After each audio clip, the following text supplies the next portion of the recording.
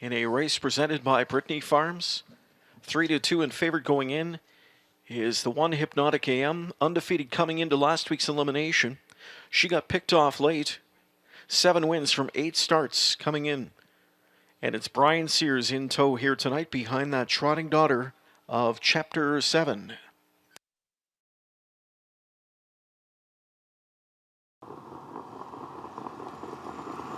Trotting fillies of the 2-year-old variety set for their Breeders' Crown Championship.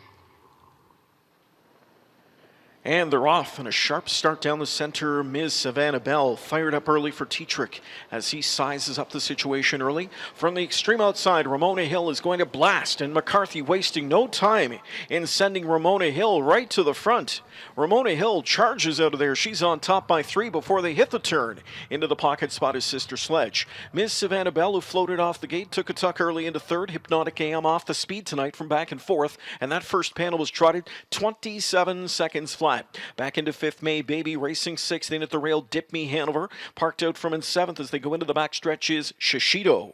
On that cover to the outside now as the field continues its march across the backstretch up to 3/8. There parked out is Violet Stride. To her inside is Wine Rack Hanover. Trailing is Madam Sherry. Field coming up to the midway point. There goes Sears on the move. Hypnotic AM gets backstretch marching orders, and she's quickly up to engage Ramona Hill in front end battle. Half and 56 flat. McCarthy got a second quarter in 29. Yet he's willing to release Sears at this point. Hypnotic AM powered to the front, and she's opened up a length and a half now. Ramona Hill is back into 2nd. 3rd to the outside comes May Baby. In at the rails, Sister Sledge from in 4th. Advancing on cover, Miss Savannah Bell up into 5th now. Gapped another 3 lengths back. Dip Me Hanover to her outside. There is Shishido. Then further back to Wine Rack Hanover. Trying a rallying move from the backfield comes Violet Stride. Madam Sherry the trailer. 3 quarters in 1:23 and 4/5, and they're into the stretch. Off a record-setting 3rd quarter in the Breeders' Crown for these fillies. Hypnotic AM has put to deep stretch pressure. Ramona Hill charging on the outside lead here from McCarthy, and it's Ramona Hill to the front at 14-1.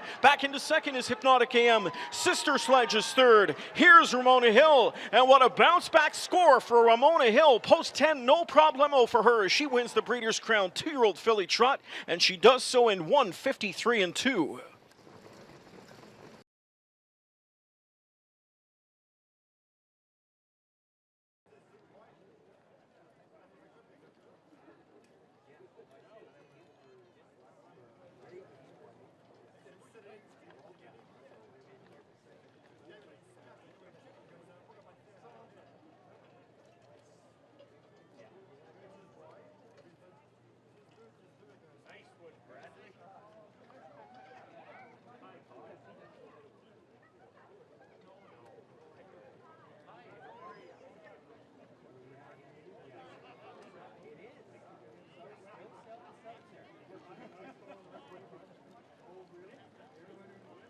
On her way back to the Winback Farm winner's circle, capturing the Breeders' Crown, 2-year-old filly trot, it's 10 Ramona Hill.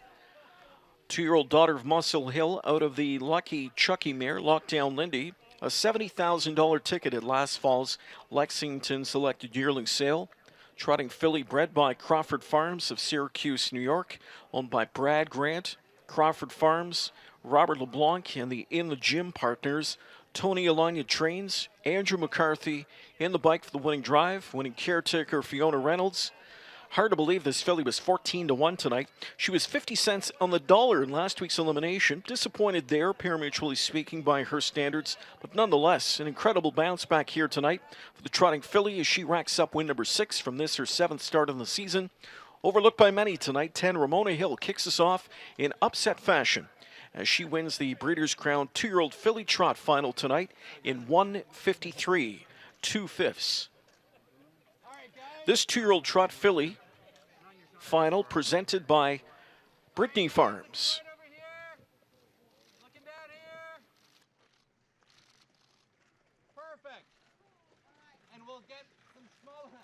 Trophy presentation being made to the Connections tonight, representing Brittany Farms. We are very proud to have with us here tonight Art Zubrod and George Siegel, Brittany Farms, presenting to Connections Brad Grant, Crawford Farms Racing, Robert LeBlanc, and the In the Gym partners, trainer Tony Alagna, and again winning reinsman Andrew McCarthy.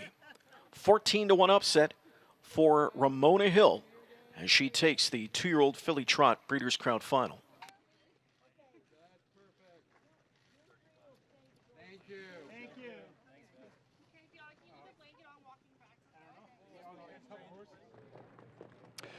2019 Breeders' Crown is underway. 2-year-old filly Trot upset right off the bat. Ramona Hill bounces back off of her first career defeat with a huge effort and gives this gentleman, Andy McCarthy, his very first Breeders' Crown win right off the bat, man. How does that feel? It feels terrific, you know.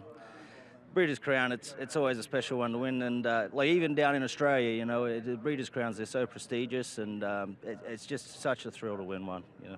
What were you thinking coming in? I know obviously she got into the open draw last week. 10-hole, not ideal, but what was your mindset coming in? Yeah, well, it was less than ideal, but it's still a win, right? You know, it's only a number. Yeah. She's so talented. She just wasn't quite herself last week, and that's how game she is. Like any other horse probably would have made a break when they put in that bad step behind the gate. She come back up trotting. I couldn't believe it, and you know, Tony's done a great job, made a few little adjustments, and you know, she was slick today.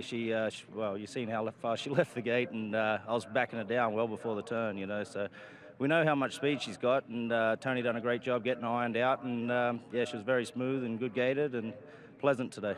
Some pacers can't even snap out of there that quick. Were you surprised how well she did that? Not really. I've never asked her to do it because usually she was always just the best and I could take my time getting there, you know, but I knew with the 10-hole today I had to try and make something happen because there's some classy fillies inside of her, you know. I know they can all get off the gate, so I just had in my head I'm just going to line her up and step her out of there and not worry about it for the first eighth, and then just see where I'm at, and it looked like I was 3 lengths in front, so it worked out great. To start your night like this, what does this do for your mindset? Does this sort of put you at ease the rest of the way? Not really, you know, we've still got jobs to do, you know. I've got Reflect with me, she's got the 8, and I think Captain Midnight's in a good spot, he got the 5, so, you know, I go back in and look at the program and get back to business. Congratulations, enjoy it. Thanks, Chad. All right, we're going to bring in owner Robert Leblanc, one of a bunch of owners involved in this talented filly. Congratulations to you. Just like Andy, this is your first trophy. Absolutely my first one, and I am super excited. What a special filly. I remember speaking to you earlier in the year. Pilot Discretion, of course, has had success here, and we were talking off camera about this special filly, and I mean, this has been a fun ride, hasn't it? Oh, it's been absolutely fantastic. And look, I have to thank Andy and Tony and the whole Alagna team and all my partners. It's been a great ride. She is something special. And, you know, when we got the 10-hole, all of us go, well, you know what? We still got a lot of confidence in this filly, and we knew if she could leave and get position that, you know, she would be in there at the end. And, boy, I'll tell you, what a nice thrill. When you win a Breeders' Crown race from the 10-hole, I think that just adds to the allure, adds to the legend that she's maybe making in this rookie campaign. Absolutely. And you know what? We think she's going to get even better. So, you know, this is a lot of fun. And being here in Mohawk and in Canada, where I was from, makes it even that much more special to think I won a Breeders' Crown. I'm going to be floating for days. It's going to be a while before we get that smile off your face. Congratulations. Enjoy it. Thank you very much. All right, Ramona Hill does it at big odds in the first Breeders' Crown, capturing the 2-year-old filly Trot.